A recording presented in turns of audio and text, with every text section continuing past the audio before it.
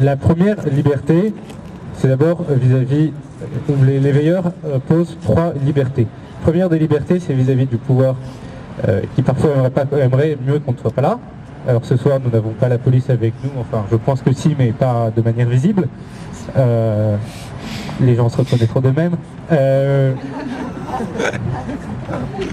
Donc ça, c'est la première liberté que l'on prend, parce que nous pensons vraiment que nous avons le droit moral d'être là.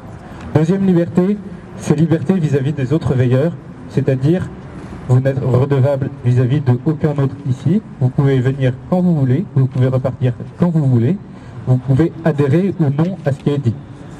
Donc vous pouvez être tout à fait d'accord avec moi, super. Vous pouvez être tout à fait pas d'accord avec moi, très bien aussi. Par exemple, la dame tout à l'heure n'était pas du tout d'accord avec moi, mais je ne lui demande pas d'être d'accord avec moi. Je ne cherche pas une adhésion, je suis tout à fait conscient que mes propos sont sûrement très perfectibles, que je m'exprime peut-être pas de la meilleure façon, mais je ne recherche pas une adhésion. On n'est pas un parti politique, nous ne sommes pas une manifestation qui chercherait à faire converger toutes les idées vers une seule, vers celui qui tient le micro.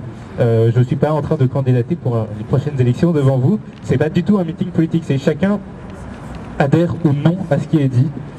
La troisième liberté, c'est vis-à-vis de sa propre personne.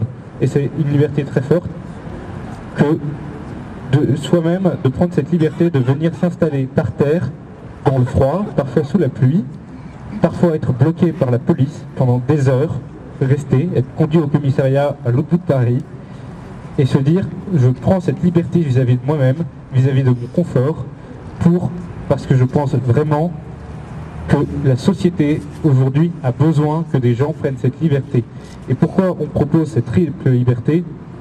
Parce que c'est grâce à cette liberté qu'on peut garantir une rencontre entre un texte, par exemple avec Jules Ferry, avec ce texte de Jules Ferry, rencontre avec un témoignage, on a entendu Guyane, on a entendu Joachim, mais de proposer une vraie rencontre qui s'adresse directement au cœur de la personne, une rencontre de cœur à cœur.